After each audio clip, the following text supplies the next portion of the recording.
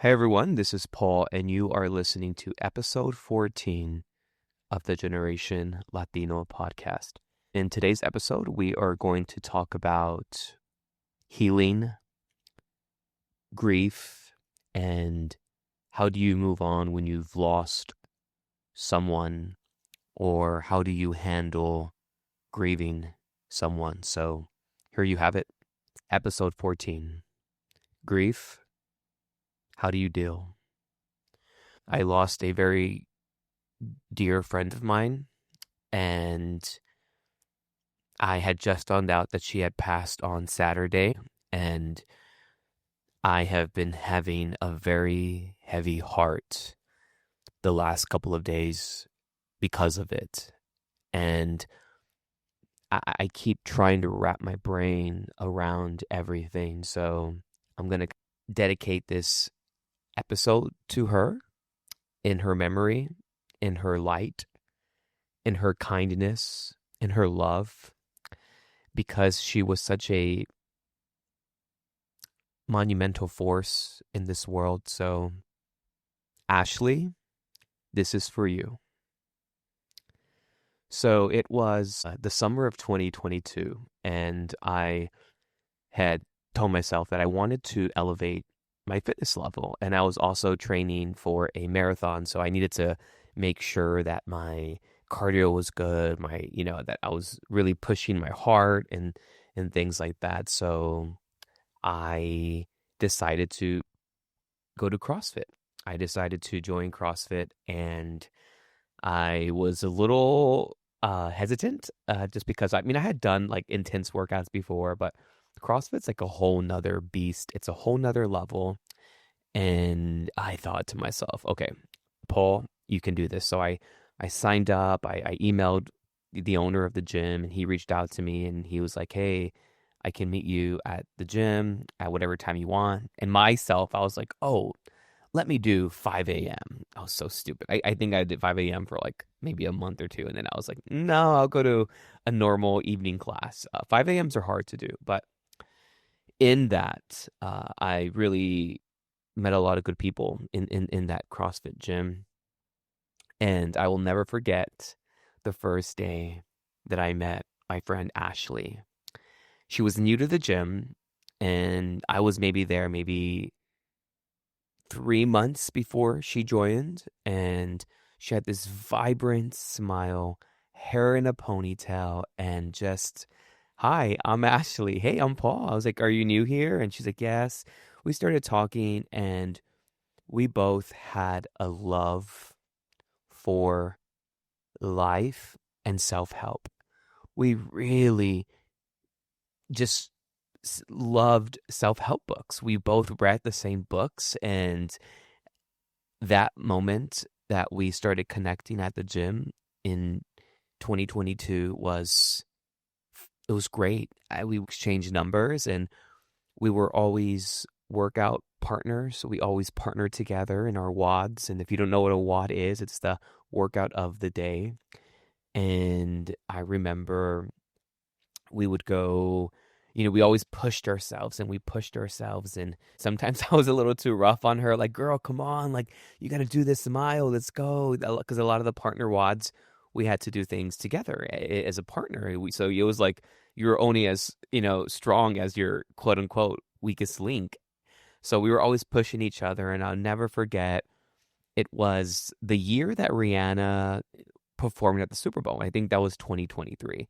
And the gym had a huge Super Bowl themed workout, and it was like football related. And I remember her and I were partners, and we were so excited because Rihanna was going to be at the halftime show, and we were such Rihanna fans, and we were always sending text messages to each other about badass women and women and who owned their power. And we would always send these GIFs to each other and these inspirational quotes, because that's what we both loved. We both loved just empowering each other, and not just each other, but everyone around us. And we did the workout. I remember pushing her a little too hard sometimes. I'm like, come on, girl, let's do this. Let's do this. And there are times when, like, in CrossFit where you have to go back and forth, like y'all can split the reps. And I remember this one workout we did, she and I think it was a Sunday actually. Oh, and we were partnered, and I felt so bad because I think I was doing, like, so when I was doing something, she rested and vice versa. So I did burpees and then she rested. And then I remember being like, we were competing against these two other people. And I was like, Ashley, it's okay, girl. I got this. So I kind of finished off and whatnot. But just, I had so many of those memories from with her in the gym. And we, obviously we hung out outside and we went out, went for drinks, went for food. And one thing that she and I always related to was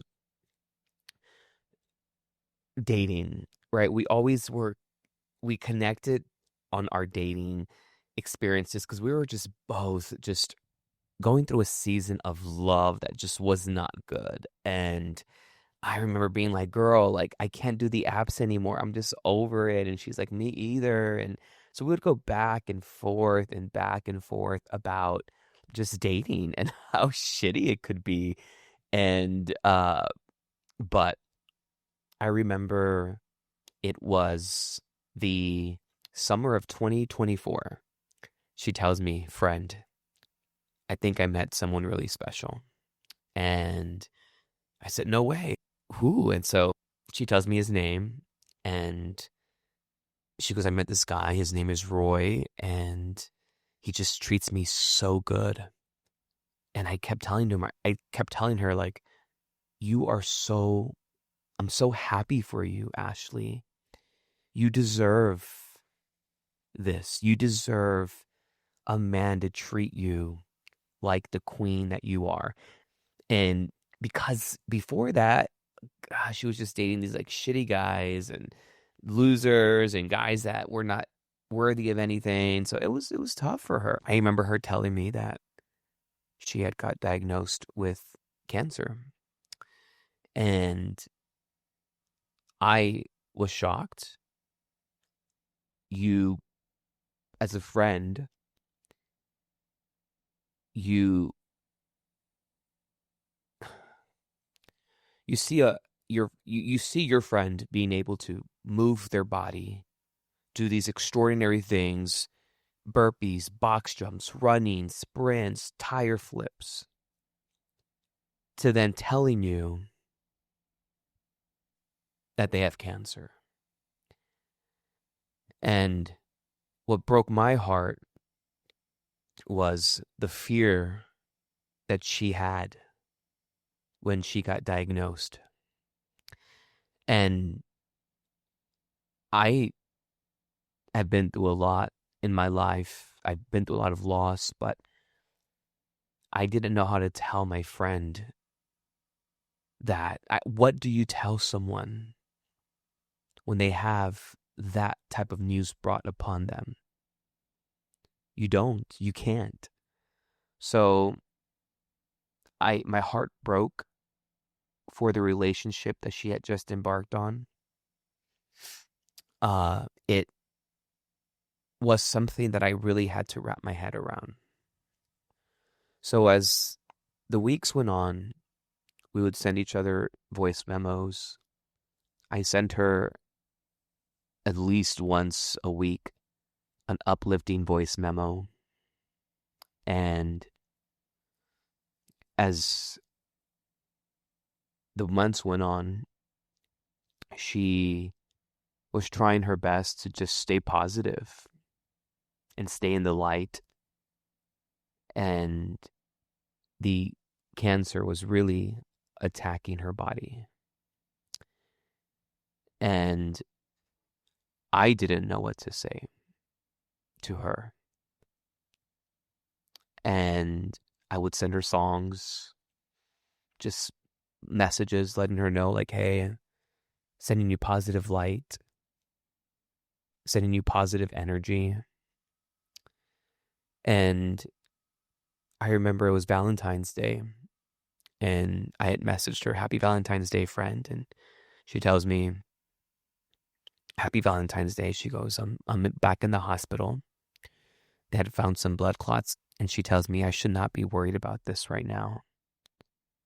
I should be looking for an outfit for tonight for my date. And I didn't know what to say. What do you say when your friend is fighting for her life and she just got into a relationship that she's extremely happy with, and her Valentine's Day is ruined because of this? So, like I do with most of how I deal with grief, is that I use laughter, or I joke, or I try to find some light somewhere. So then I told her, I said, well, I hope he's bringing Valentine's Day to your hospital room. And she goes, he is. And I said, he better. And it was hard to know. And she asked me, she goes, what are you doing? I said, well, probably just, again, in the joking way, I said, oh, I'm probably just, probably looking for a dick appointment. And we'll see how that goes. I was joking, obviously, but I didn't want to tell her, like, my heart breaks for you. I'm sorry. I'm sorry that you're spending your Valentine's Day with the man of your dreams in a hospital room. I didn't know what to tell her, so I had to say a joke. And she tells me, live your best life. She goes, babe, live your best life. And obviously we chatted a little bit more. And then a couple of weeks later, I had messaged her, and she told me that her cancer was getting worse. And I sent her, just some uplifting words of encouragement. And because honestly, there's nothing you can tell someone when they're fighting for their life. There's no self-help book. There's no song. There's nothing that can help someone when they know that there's a actual timeline to their death. As a man in my 30s, we kind of take for granted, like, oh, I got my 40s, my 50s, my 60s, my 70s, 80s if I'm lucky.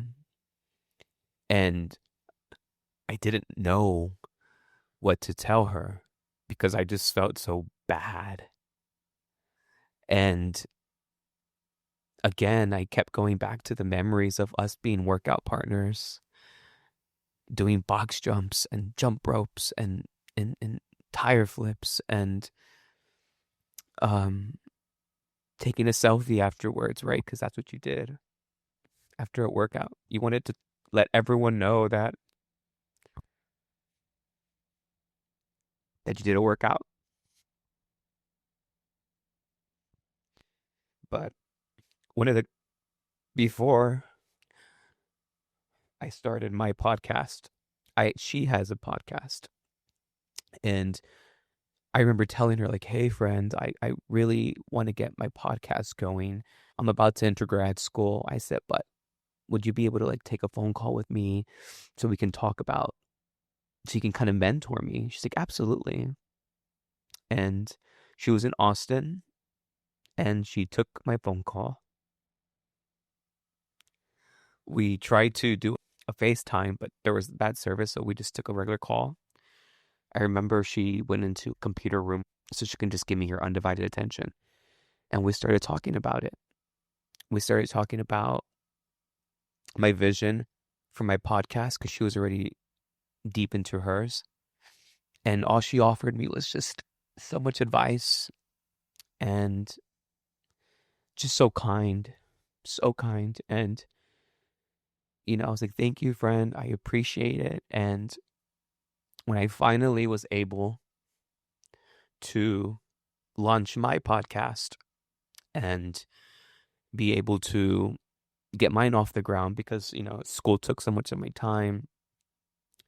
I had sent her a trailer of my podcast and I was like, hey, I have to thank you. Like, you helped me make this happen. And she was only able to listen to one episode. And she heard my first episode. And she gave me such great feedback and positive affirmations. And she was like, friend, you sound so good. You sound so conversational. It feels like I'm talking to a friend. And I'm very lucky that I still have that voice memo that she left me. But the last time I spoke to her, she told me her cancer was getting worse. And I left her a voice memo and I didn't get a response back. And for some reason, it was a Saturday night and she was always on my mind during this battle that she was having. Anyone, my family or really, really close friends knew what she was going through because I would tell them about it. But I just looked up her name and all I saw was in loving memory of, and it was her. I was in shock. I was angry. And I think I was angry with God. I think I was angry with the universe. I was angry with a lot. And again, until you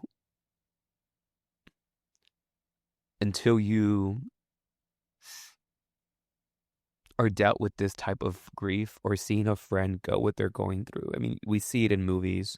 We see it in TV shows and we hear about it, but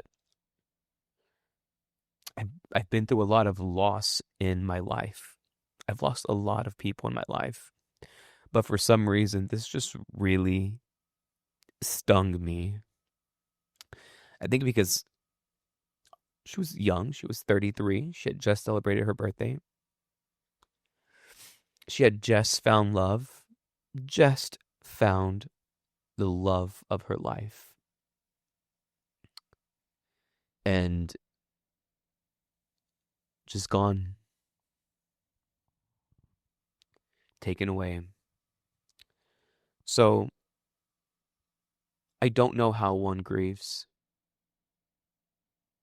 I don't know how one can fully understand why things happen.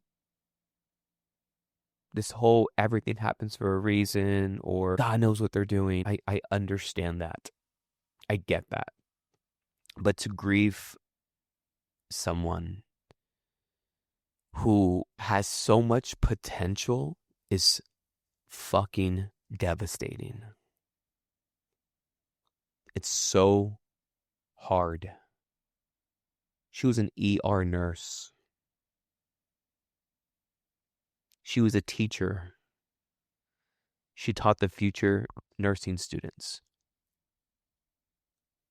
And I always talk about life being so cruel. Because it is. It's unfair. It's cruel. At the moment, my heart is extremely heavy. It is trying to comprehend and understand everything. And as I walked into her viewing, I couldn't help but feel pain, heartache, loss. The pictures of her everywhere, the wonderful soul she was. But I have to tell myself that although there's no answer to grief, there's no way that you can grieve someone besides keeping them close to your heart. I've been listening to the Phil Collins song. It's from the Tarzan movie, You'll Be in My Heart. And that's the best way that I can sum it up. You'll be in my heart from this day forward. And it sucks. She will always be in back of my mind. She will always be someone who I am going to think what could have been, what should have been. And I still believe that there is a higher being. I still believe that there is something out there to make a better understanding. And I think I have to tell myself that I may not have all the answers. But if you're going through something, you've lost someone and you're grieving, there's no right answer. There's no book or amount of therapy or amount of anything that can help you. In my opinion, you have to figure out what is best for you to cope with the loss of someone. For me, I'm going to carry her legacy of kindness, generosity, beautiful heart, beautiful soul. I'm never going to see working out the same way again. I'm always going to remember her being my WOD partner, being someone who was like, friend, being someone who was always wanting to recommend me a book, being someone who was a mentor to me when I asked for guidance. That's how I'm going to keep her alive in my heart. Because I don't know why God took her away at 33 years old. I don't know why she found love at 32 and got taken away at 33. I don't know. And I don't want to waste my time or energy trying to figure out why. I can't. It's not worth it. I truly believe that one day I will see her again. I truly believe that God, the universe, will heal my heart. It'll never be the same, but it can be healed. So I just wanted to talk about grief and loss, and it's something that I just wanted to talk about, but I needed to talk about it to something, to someone, to the universe. But Ashley, friend, thank you for being such a beautiful part of my life. I will never forget our conversations. I will never forget the voice memos, the laughs, the smiles, the workouts. And as much as pain that my heart has right now, I know I will see you again. My friend, until next time.